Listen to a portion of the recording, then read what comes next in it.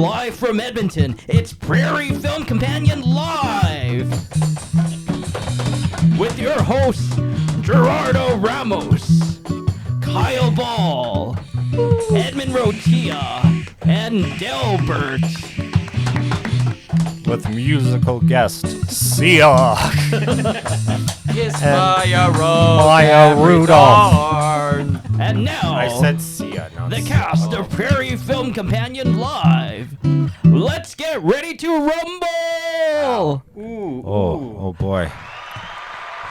Hey, I hit the right one. All right, let's go. Okay, hello, everyone. Welcome, listeners, viewers. Thank you so much for tuning back in.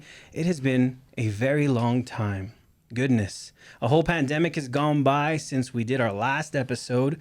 And, well, we stopped because we're, distancing, keeping each other safe, and we missed each other a lot. Yeah. So we had a conversation, and we thought, let's pick it back up. The world's a little safer. People are, taking care of each other, healthy, and we really miss doing this, a podcast about films.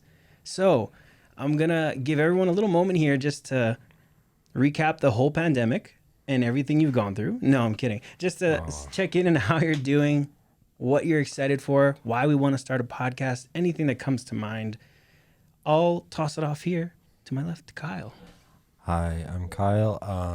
We decided to redo the podcast, and we've also are going to do a little bit of retooling.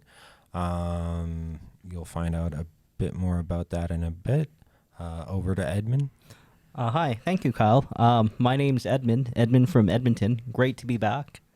And hope everything is well for those of you who are listening. But yeah, I'm excited to start the podcast again because, I had been spending a lot of time organizing my VHS collection. I have thousands of tapes, and I thought, hey, I shouldn't be spending all my time organizing all my VHS cassettes and Laserdisc and Betamax. I'll do some podcasting. So I'll take it to Delbert. Hi, my name's Delbert. I'm new to the podcast. I was in the library crying, and they found me, brought me in, and something to do for the next hour. How'd you like to make some money, young man? Yeah. That's what we said. No, yeah. It was worth every penny. Very good. All right, great. We are missing one other member, our dear Anthony Gertz. Let's May have he a rest in peace. rest in peace, Anthony. That was perfect. No. Anthony is not harmed at all. He's doing fine. He's just away in Calgary on a film shoot. We wish him well and great success. So a little round of applause for our man, Anthony. Oh, okay. I'm getting my soundboard skills back. Nice. Anthony will come back in rotation. We're going to do an interesting 4 or 5 person hybrid with maybe guests and side episodes. We're kind of figuring it out along the way. Right, gentlemen? Yes. Cool. All right, but we are changing our format a little bit. We're approaching each episode in the form of a question. So I'll let Kyle introduce what that question for this episode is. Okay, so before we get into the question, I just want to give a shout out to our sponsor, Flair Airlines. Oftentimes flights sound exactly like that. Have you ever been in Edmonton and thought, at Edmonton International Airport, and thought, I wish this was more difficult and only slightly less expensive? Flair Airlines, they exist. That's Beautiful. their slogan. They exist. No. Beautiful. So I came up with the idea. If we, for each episode, asked a spicy question. So the first question for this inaugural episode is, why are so many directors evil? I've kind of always thought about it as a director myself.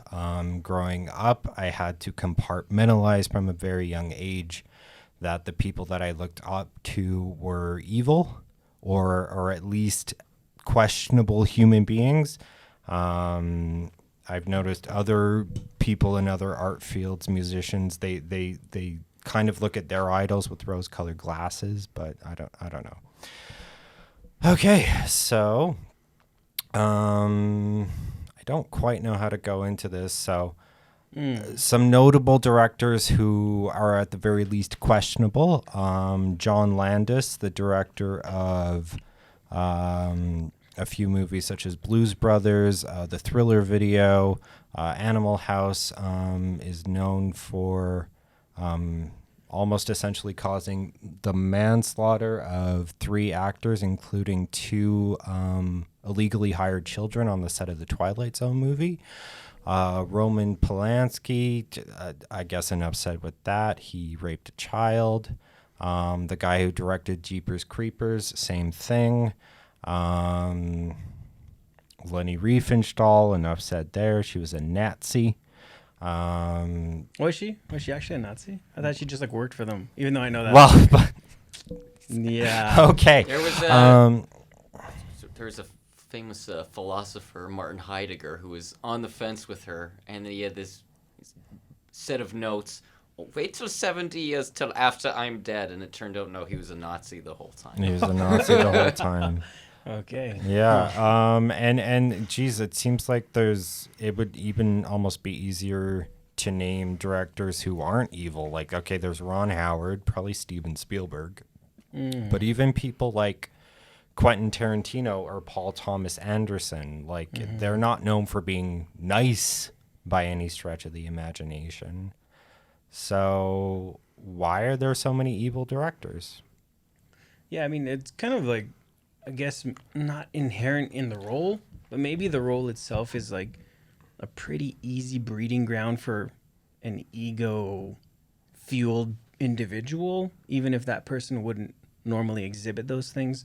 Because, I mean, you're in control of a lot. Like, if it's a high, big-budget movie, it's like money, it's people, it's these, stars of the world, it's these artists that are at the height of their craft. There's a pretty big ego that exists there to, like, just even run that, right? A lot of times they aren't 100% in control, though. It feels like Well, the producer it's chaos, is the big right? influencer, I too, think right? a lot of the time to get there, too, it's a very competitive field. And the ones who have gotten there have, like, sort of learned to, like, okay, if I'm not aggressive and if I don't pursue this and kick the guy up the ladder behind me, I'm not going to get ahead. It's even more than that, though. Like Lars von Trier, so he's known for not being the most likable person, which, okay, artist, whatever.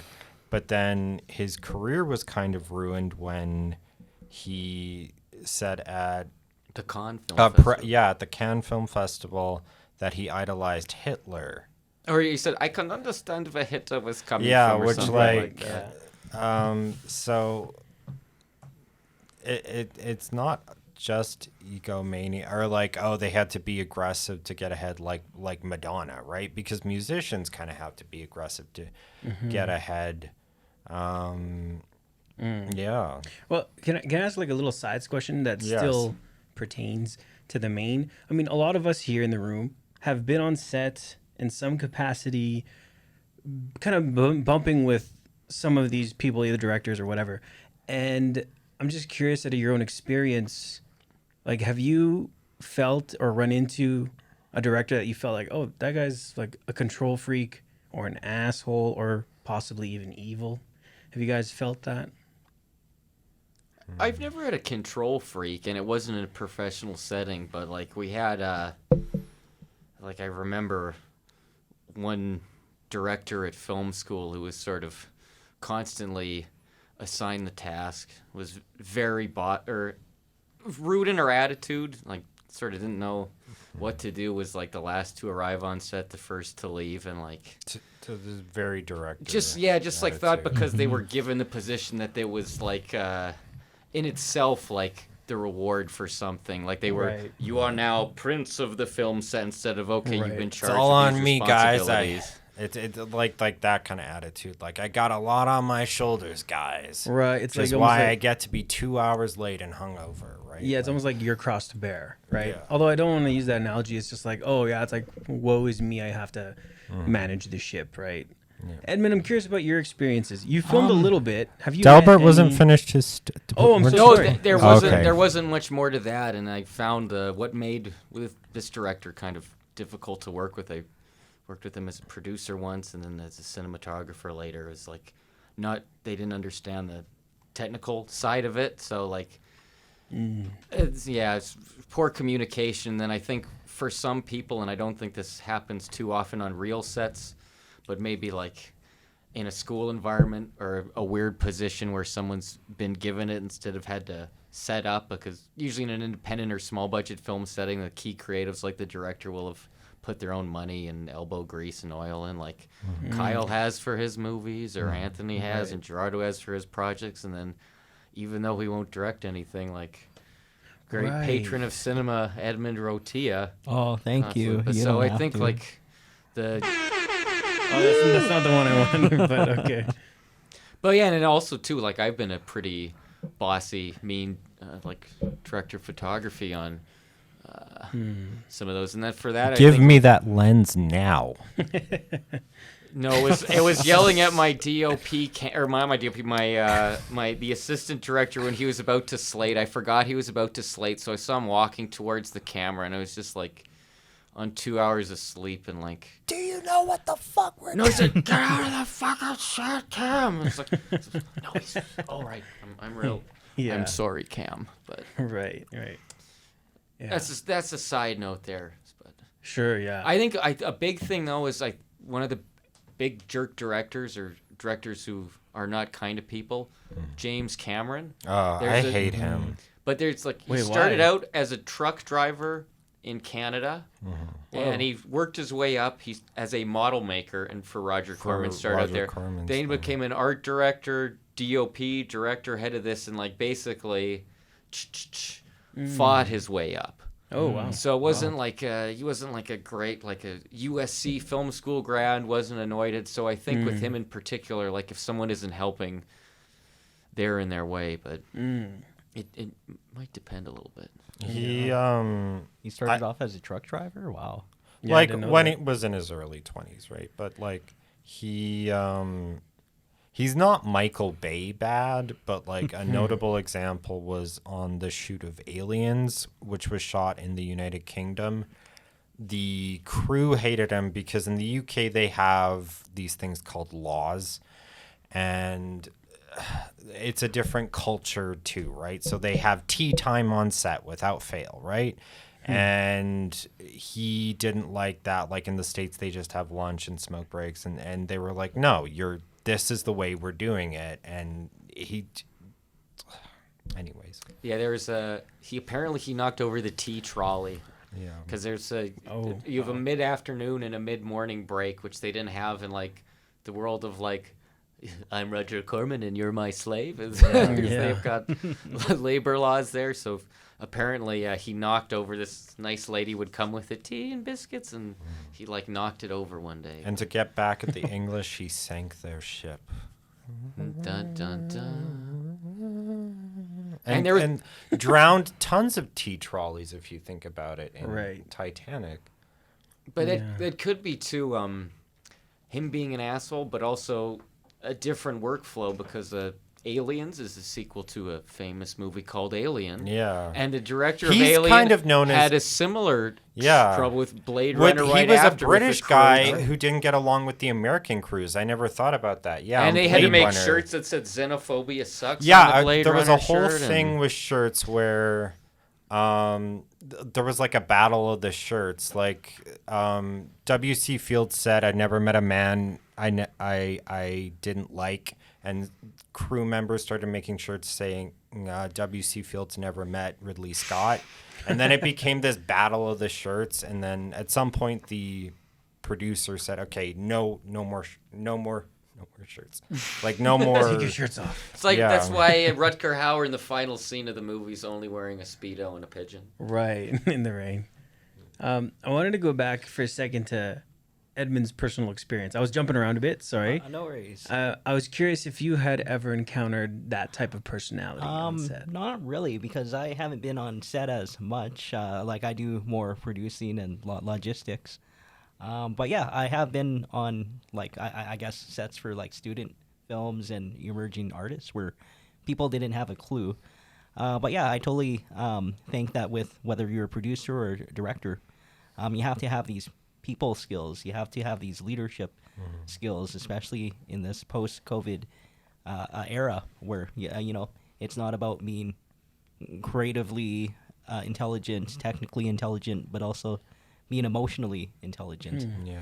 And yeah, like I get it. Like there's a lot of people who come from a position of privilege and they're able to produce and direct what they want, and with that privilege, especially depending on how they were brought up, like they might not know how to deal with people, or someone who's young and in film school, and they're Right. between, you know, they're 17 to 21 years old, and they've never really worked in a job where you have people's lives in your hand. And yeah, with like I come from a more like I serve part-time in the military in the reserves, and one thing that we always teach is like leadership skills, like at every level, and there's this leadership course that you take at some point in your career where you learn how to deal with people, you learn how to manage them effectively, you learn how to delegate responsibly, and ensuring that the people that you're taking care of, the people under you, so that you can carry out a task and take action and execute and be successful, which I think is lacking in a lot of film schools. Like I've never been to Right, film school. Yeah. You guys have all been to film school. Did they have some sort of leadership? Well, they skills? had director's class, and it, they didn't like. There wasn't a lot actually. Now that I think about it, on like, there was a lot of little soft micro skills and like big picture stuff, but the in between stuff you're talking about, like the Right. kind of, I don't want to say human resource stuff, but like this is how. I almost remember more of that in like, I never took the IATSE course, but they do Right, a the little set bit of etiquette the set course. Yes. eloquent. And yeah, I get course. it. You know, when with film sets, depending on what your discipline is, depending on your job, right? These are skills that you learn kind of along the way, whether it's Right. on set or like an indie Interpersonal. project, or Right. you do professional development. But yeah, in the military, it's very formalized, right? So when you're going through, they call it primary leadership qualification (PLQ). They teach you things like That's a public horrible speaking, name. For, teaching drill, how to fill out various reports if someone gets injured. Right, it's very You know, talking to systematic. people one-on-one, coaching, training. It- Yeah, maybe there should be some more of these soft So skills, what- people what I'm skills hearing taught in from the film you- industry. It gets Delbert wants to break sorry. in. Yeah. It gets Sure. knocked on a bit, but I took the digital cinema program that Kyle did a couple years ago, and for all of DMIT, there's required communications and organizational behavior courses. And I will say, going in a little bit older to the organizational behavior courses, like sometimes the students there, like you get web people, gaming people, and they're forced to take it, so the audience is a bit captive, but I thought it was pretty good, and there's some good like application of like psychology and philosophy, and like just talking about how there's different personality types on a project, and you have to understand, appreciate, and communicate with everyone and their different goals and expectations out of it. And I took it after my first year when there was some of those bumping heads and egos on set, and I thought it was a good, if you went in with an open mind instead of like, oh God, I got to take this career and life management skills course, it was bad. But I found if you went in with an open mind, it was it was pretty helpful, but nothing specific to like being a leader on a film set. No. Right. Do you think the egomaniac director motif has become so popularized that people mimic it? Right? Yes. Like, Oh, for sure. like Yeah, that's the been memification. Yeah, like that's been. I don't know if it was so much a thing in like pre-60s Hollywood, but certainly after the auteur era, it became a thing. Like these young, hotshot, crazy guys. Let's blow this up and do that. Like, and it feels like, oh, to be a director. Like growing up, it was like to be a director. That's what a director is. They're an egomaniac who just Right. goes for Yeah. the hills. And I think too a similar thing happened with a lot of professional sports coaches, and you're seeing now in hockey a lot of I don't want to use cancel culture, say these coaches are getting canceled because it's use that flippantly or loosely because they're finding out a lot of these guys, like this former Detroit and Toronto head coach Mike Babcock was like a pretty vicious and like petty bully, and that was the expectation for a lot of years. Now the pendulum's starting to swing the other way, and I think it's happening with directors and studio heads the other way too. But it became you have to be the egomaniacal artist. You know that who's that? She was in Her. She was in Tron Legacy. Olivia Wilde has directed a few features, and I've seen a few articles pop up where she's interviewed about this exact subject, and she actually brings up a story of it was either a producer or another director who gave her like quote life lessons, and they were all these toxic, ridiculous, like dick measuring things. And I believe this was another woman too, right? Like just here's what you got to establish dominance, you got to do this, you got to do that, and it's bizarre the way people tell themselves these things. And A, see it as success, B, live with themselves and act on it, right? Like it's who looks at a movie set as a dick measuring contest, so to speak? Like it's bizarre. You know, the weird, like, I think dissociation, as we often think of, other than maybe some directors being stereotyped as having their films as being cold.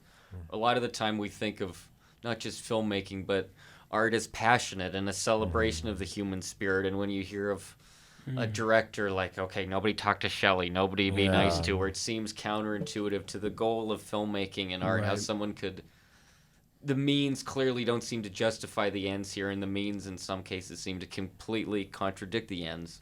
Can we transition to okay, so why are there so many directors who do horrible things offset, right? Like, if you think of all the most notorious directors, there's stories about on set, but like they do a lot of bad stuff offset too, right? Like again, Polanski, Riefenstahl. Polanski, I think, is and I want to make it clear, I am not at all justifying what he did, but his mother, grandmother, and a few other of his family members were killed in the Holocaust. Right. His pregnant wife was murdered by the Charles Manson gang. Yeah. I think he was a bad egg before all that happened and would have been otherwise, but with him in particular, I think what he did was abhorrent, wrong. No one should ever give drugs to a minor and engage them in, like, it's an absolutely morally like abhorrent thing, but I can see like why that guy might have cracked mentally. Wasn't like The Piano kind of based on the story events from his life? Right, yeah, The Pianist. He drew experiences from, but like he was a baby during the war, right? But it's still very personal for him because like it affects him, right? But it's based on a real pianist. Yeah. Can we do like a tiny little case study on one guy in particular? Because I'm always curious about this, like students and then filmmakers and their perception of him. Because I personally have never really liked his films before all of the controversy. Are we going to talk about Kubrick? No. Oh, okay. No. That would be great too. But the person I had in mind was Wes Anderson? No. No, that guy's a sweetheart. Ron Howard. Oh, this is good. Keep it going. Oh, Dolly Smurfette. Parton. Dolly Parton is the most mean human who ever lived. John Waters? No, not quite. He's let me drop some hints. Okay. New York filmmaker. Harmony Korine? No, not quite. Scorsese? No, not quite. The Statue of Liberty. Yeah, I guess you could. There's definitely a lot of statue. Mel Brooks. No, I was saying literally the statue. Okay. Yeah, no. Woody Allen. Yes. Wait. Can I? This is a meeting of the minds. I've always hated his movies. I haven't. Right. Okay. Yeah. I've only seen, I think, the Owen Wilson Paris one. That's that one, I like that. I like one. that one too. I saw that on like an airplane, and Probably. I was like, hey, that's great. You know what I find with him? I like it if he's not in it. Absolutely. I really love Sleeper But that's I like Sleeper too, probably like the only actually. memorable. I like Sleeper Probably too, like the only actually. memorable. What film is I've that ever one seen. about? It's sci-fi parody. Diane Keaton. Yeah, they're in oh. space. basically He plays a he's- robot guy. He's Oh, cool. you know, he's I don't know. I think he's selected for like science military experiment or a science experiment where he's frozen in 1973, and he's revived in like 2473, like several hundred years later, Oh, 200 cool. years later. I think I could be wrong. Nice. And yeah, wakes up to kind of this dystopian, utopian reality, you know, and where he gets enlisted into fighting the resistance. Yeah, kind of like Bananas, which came out like a few years earlier, where he plays this regular New York guy, He's in a. and he becomes yeah. recruited into some sort of guerrilla resistance in Central or Latin America. So those are probably the two most memorable films. I haven't really seen his other ones. You're not missing. I those. can't remember if it's Right. like a Annie lot. Hall or Manhattan's Oh, right. story, but there's one of his like prime peak or most famous movies from like 79 or 81. I think it's Mariel Hemingway's the actress, and she plays like a 16-year-old who falls in love with Yeah, him. So that's it's kinda- Manhattan. Right, He could have right. Life easily imitates made her a art. college kid, and the same story would have worked. Right. Yeah. You know Diane Keaton's real legal name? What's I her do real? not. It's Annie Hall. Really? Wait, what? Get You out can of call. here. You can call the police. They'll say the same thing. No, it's true. It's actually true. That's incredible. Wow. Yeah. Annie Hall. So, anyways, continue with the. Well, I kind of bring it up also because, you know, the discussion was always around in film school, and this was before kind of the documentary had come out and a lot of the news had come out and stuff like that. But there's still like obviously inklings of it throughout the centuries. And I always had a conversation with fellow film students that was like, oh my God, he's like the filmmaker. And, but to me, it always just like his films kind of read as that what we just talked about earlier about a very particular person grown in a very particular environment that was, you know, suited to kind of be an egomaniac in his own kind of schluppy way of like Yeah. being a nerd about it. But I don't know, like I just never took to the films. And then I always looked at him as kind of being one of these people that's like, oh, he's just kind of like taking advantage of this art form that like allows you to kind of be this larger than life figure, even in his own taste. But yeah. So, for context, where did you go to film school? yeah, I went to film school in New York. Which is pertinent because he's Right. quite. Yeah. Yeah. I didn't. And did actually you bump put into that him together. when you were Like, going we to film didn't really talk No. about Woody Allen that much at Nate. Right. Yeah. That's a good point. Yeah. No, yeah. And so, like, I mean, yeah, to me, the topic always touched on something bigger about, like, I don't want to get too large in general, but, like, just art at large. You know, like, even when I was in New York and I would go to all these museums, and it was like, there's these lavish monuments to, like, beautiful artwork, but there'd just be, like, homeless people all around it. Yeah. And then like the cities are just kind of, you know, like bigger versions of that. And I just kind of got this growing sense of like, whoa, like people put this painting above like a human being's life Yeah. most of the times. And then I kind of just have always felt that about film, that, oh, like, you know, you can sacrifice people's well-beings on set for the greater art, you know? And I always like hated that. I was Pain is temporary, Or- film is forever. So, We were so talking about yeah, John there's that. Landis, right? coming Sacrificing- to that point, we'll come to John Landis. But when you said sacrificing someone's well-being, it makes me think of the most uncomfortable. Oh, this director did bad stuff in my mind. So it wasn't criminal, but Stanley Kubrick's treatment of Shelley Duvall right. on the set of The Shining. So, Kubrick fanboys will acknowledge it, but just like, yeah, it's art, whatever. And like, if someone signs a contract and says I'm going to be in a movie, that doesn't give you carte blanche to treat them however you want. Right. And just because the performance came out good, that doesn't make you a good person for having done it. So how does that make you feel? Like you being like a really big fan of Kubrick and that film in particular, watching her performance, which is pretty incredible. Yeah. Like, how does that make you feel? It's in a perverse way, it makes the experience a little bit, and I don't want to say this, but richer too, because she literally went through pain. This is on very weird levels works. His daughter Vivian has tried to advocate for Shelley Duvall. One time, I don't know if you know this, but Shelley Duvall, so she's obviously had mental health issues and blah, blah, blah.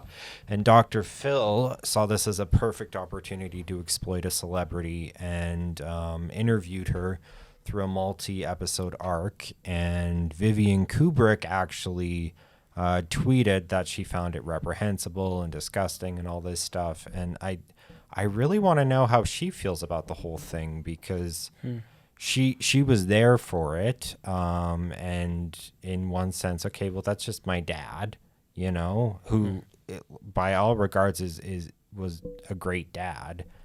But, he did essentially a form of psychological torture on this person. I think he just saw it as a chess game.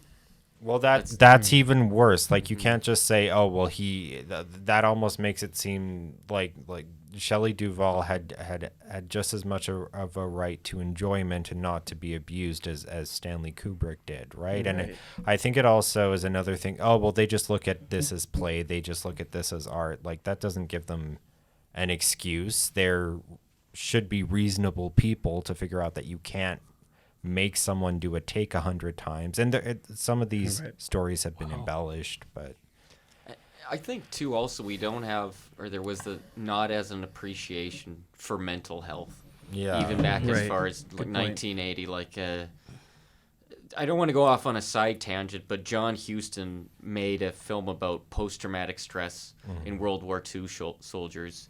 I think it was just called Shell Shock then, and it was banned because it was like, nope, there's no such thing as mental health. We're not touching it. Especially that too, because being shell shocked was looked down on so much. Yeah, people used to be executed for. And it's a sign of like shock. if you've got a mental health problem, it was interpreted as a weakness of character. Like, oh, Shelley, you're not like taking the Kubrick thing, or like, oh, you can't do as many takes as James Cameron wants. Like, no, you're not tough enough to work in this industry.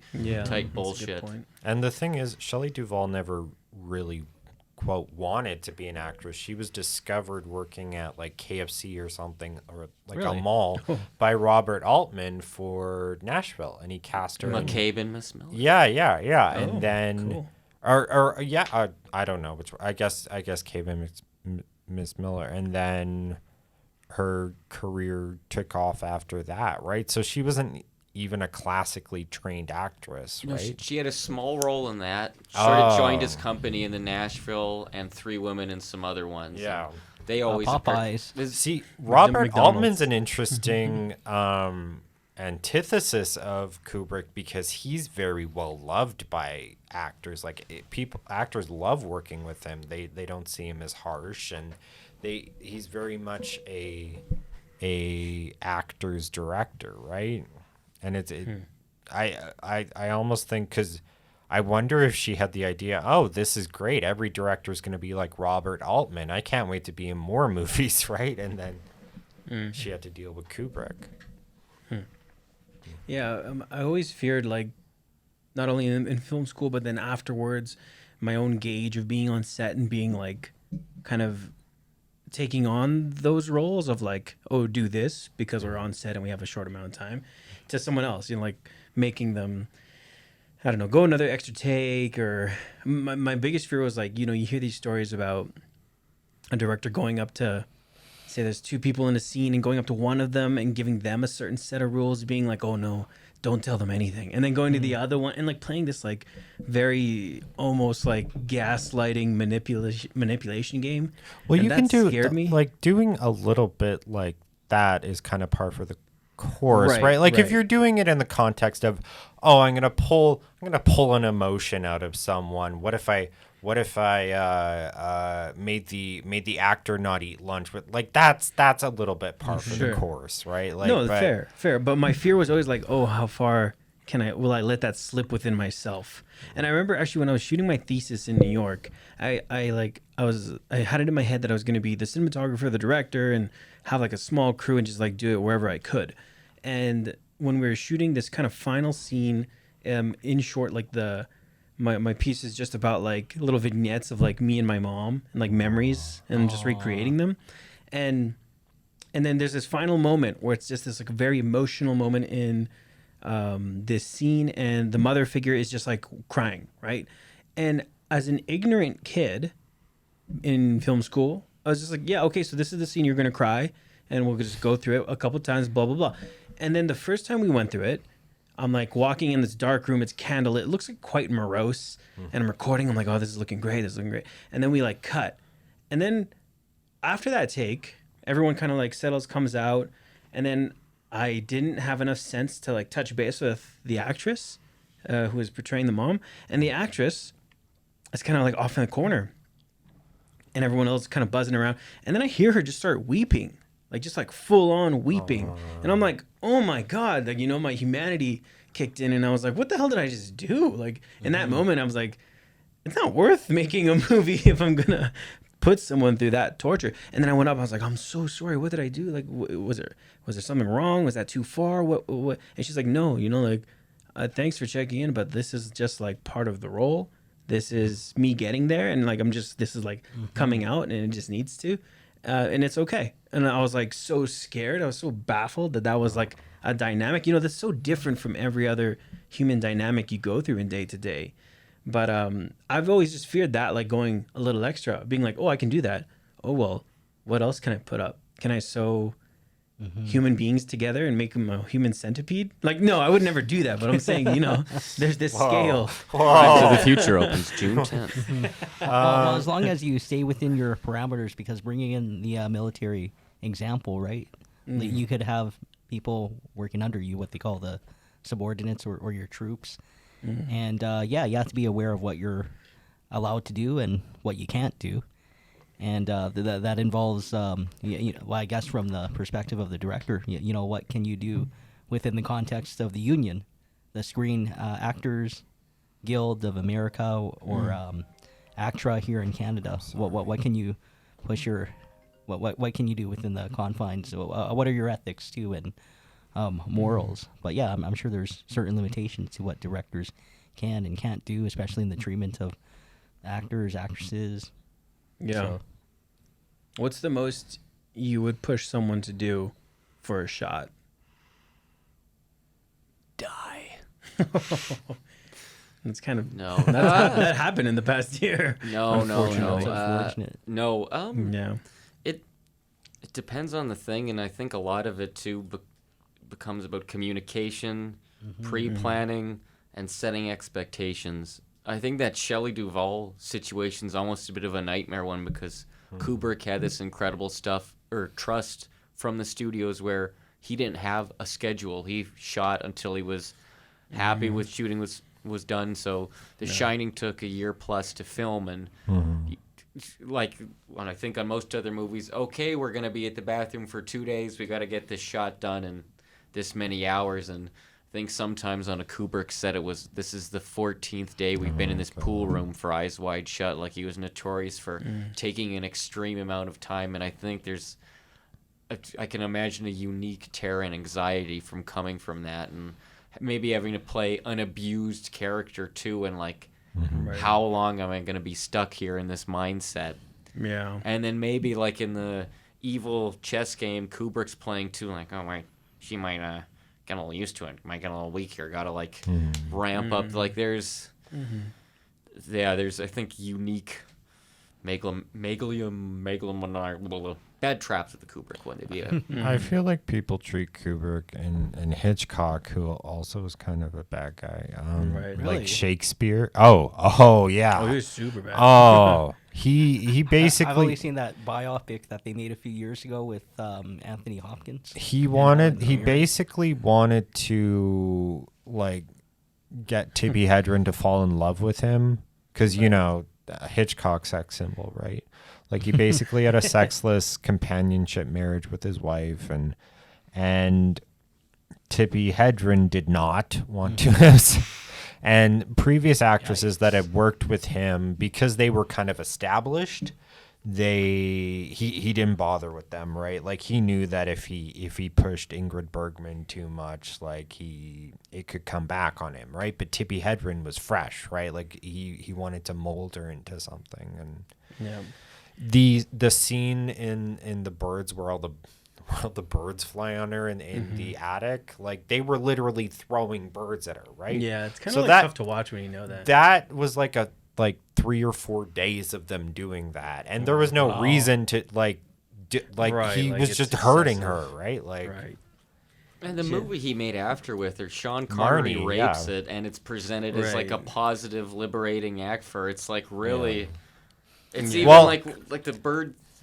Having like live birds thrown at you is bad, but it's like depicting rape as like a positive. It's a pretty. Although that we could blame a little bit too on the attitudes of the time and maybe the source material, but like there's a whole other story about Marnie too, I guess. So he has a great quote. I can't do it right, and I can't do a good Hitchcock impression, but he's like.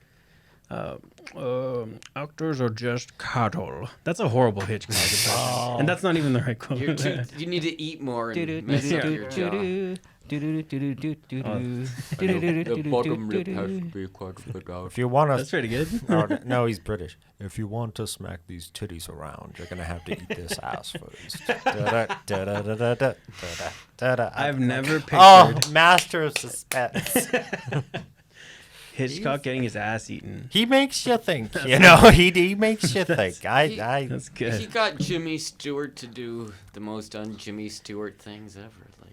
Wait, what did he make Jimmy Stewart? Oh yeah, Vertigo. Vertigo. Or even he made him like a postmodern philosophy professor in Rope, but he becomes Jimmy Stewart by the end of the movie. But he gets Jimmy doing some wacky stuff. Rear Window being a voyeur. That's who did that? That was a good Alfred Hitchcock there. I was doing I was doing Jimmy there. Oh, it sounded more like I want to see the sinister looking kid I want you to see. Oh, it's a wonderful life.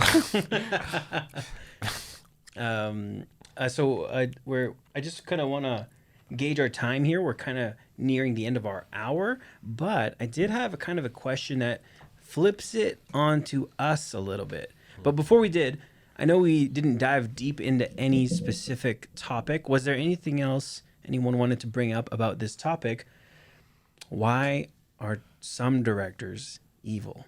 Anything else? I think bad parents. Yeah. Okay. Sure. I think in a nutshell, because we allowed it to happen.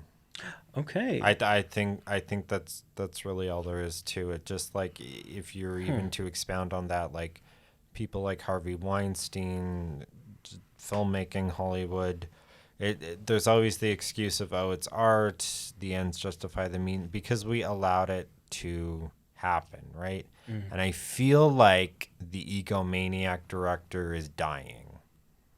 Yeah, that's... I have that same sentiment. But actually, before we trail off there, my question was actually kind of exactly that, in flipping it into ourselves, and not only as viewers and, well, filmmakers ourselves, and hope to be bigger ones in the future. To what degree have we kind of fed this or made this possible, where a director could be lauded for doing wild megalomaniac things on set because, that's what they want, or that's what attracts them, or that's what's interesting about this art form?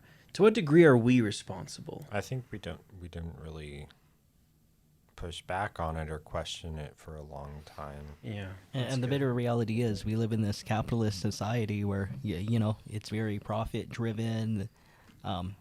Productions are getting more and more expensive, especially with your Marvel, Star Wars, blockbuster films. Right. So every minute is several hundreds of thousands of dollars. One thought I've always struggled with is there's a logical fallacy called the ad hominem attack, where you make an argument, or a claim against an argument, or you argue against a claim, and instead of arguing against someone's premises or conclusions or something that they're defending, you attack them. So let's say, Gerardo, you want to quit smoking, and you go to your doctor, or you're trying to quit smoking, your doctor says to you, Gerardo, you gotta quit smoking. But he's Dr. Bill, and Dr. Bill's a smoker. So you say, come on, Dr. Bill, you're a smoker. That's BS. Go fuck yourself. That's So what sort I of say to Dr. Bill. You know how your doctor always said, like Woody Allen. You know, you gotta My quit doctor smoking. is Woody Eat less Allen. French fries. But in every post-war Italian I've stereotype. I've avoided Woody Allen movies because I get compared to him, and I don't want to go. Oh. No way. But anyways, no, but Sorry. Yeah, go ahead. But so there's, in a way, like, we hear Martin Scorsese say, "Oh, movies represent a kind of truth. That's what they do." Or like Werner Herzog, film represents the ecstatic truth. So no matter how the thing gets made, it's not a belief I'd really want to hold on to today, but I can see maybe a way of thinking, well, the movie stands by itself, and it doesn't matter how it's made because it represents this truth, or it is this thing, and it's separate from the maker making it, in the same way Dr. Bill is different than his argument against smoking. But I don't know. I don't think it's good justification for like endorsing a culture that doesn't respect mental health and encourages like egomania and abuse. But that's just sort of my 2 cents on like how maybe one could separate them in their mind. But Okay. I don't think it's a. I think you should avoid movies from directors who are not good people. Except for maybe there's maybe not. nothing That's left. going too far. Okay, yeah. No, yeah. You got John Carpenter and Apollo 13 in the Care Bears movie. No, yeah. I mean, like, again, like the Robert Altman. So, like 40 movies. Yeah, I mean, like the topic to me always kind of gets bigger in general. Like I always go think about like the great artists of painting and music, and we hear a lot about like, well, some of them like fucked little boys. We hear these really reprehensible things about. I still big hear figures. people defend Michael Jackson, and I'm so sick of it. Sure, and like, he did it. And and like we're always going to live with these things. So much like yourselves in saying like we don't do enough to either say something about it or address it. I also think to a degree we like, I don't know. Well, I have another point. Okay. So just coming back to the Michael Jackson and the way it would relate to this, as a filmmaker, I've never defended Roman Polanski, and I've always found it bizarre the way. Okay, I've always loved his movies. But since I was a little kid, I looked up to these people who I knew did bad things, right? I've known about the Polanski thing since I was little because it was a joke, right? Like, oh, Polanski, And I've never understood why people they think to like Michael Jackson, you have to defend him. And I feel like a lot of film and Tarantino defended Polanski, and I thought, why would you do that? Why do you care? Why do you think this makes Rosemary's Baby any less of a masterpiece? Do you feel that you need to defend this person? I don't understand it. Like, you don't know them. You've just seen their movies. You don't need to defend this person. Is it like... Well, yeah, no, I think that is the good point. I think that's kind of what I was getting at about holding both things to be true, right? Like these great artists can be horrible people, and these horrible people can make great art, And oftentimes the two are mutually exclusive, right? Like, it would appear. Yeah. No, I kind of point to like my own upbringing and like things that I've watched in terms of movies and art I've consumed, and I think I always held a lot of shame towards myself to be like, oh, I shouldn't, like, there's no way I can hold those things and reconcile. And it always just caused like dissonance within me to be like, oh, like, I love Chinatown and it's a great film and I love studying it, but like, how could I support that person. And yeah, anyways, I'm just getting at that there has to be a way to I think understand and that's the talk about nature of these the things. world too. We're in this beautiful library, in this beautiful city, in this great country that was taken through like genocide and colonization. We're using this wonderful, awesome equipment. Some of which was maybe a lot of it. And like we've all bought it, so I'm not trying to point out. Thank you for bringing all the equipment, Gerardo. By the way, but it was probably made in a sweatshop. Like there's Sure. It's These the, Rode microphones are made of dead kangaroos. Wow. My dog eats kangaroo meat, Kyle. Kangaroo And kibble Gerardo sometimes. explicitly said It's okay to eat kangaroos if you're a dog or Australian. we tried Don't to get into racist. You're another racist director. I said, Gerardo, don't you want some Sennheiser or some Harman Kardon? And he said, no, I want those dead kangaroo koala corpse microphones because it sounds better somehow. Fun fact. This drum pedal says Iron Cobra 200. Who knows what it's made of? So- No, I was just gonna say, fun fact. I have killed a wallaby. Really? Wow. Whoa. Yeah, I thought I told you guys this. No, this is a podcast topic. What's the Like- craziest animal you've ever killed? intentionally? No. Okay. I don't have that within me to do it intentionally. But I was just like driving with friends while we were on a road trip in Australia, and it was like the last leg of it. We needed to get in Melbourne by a certain time for our flight, and I got overnight driving duty, and so my friends are all sleeping. It was like 4 of us. And I'm like blaring music, trying to make it through. And these back roads of Australia have like no lights, no cities for like hours, right? So I'm just going. But guess going. what they do have?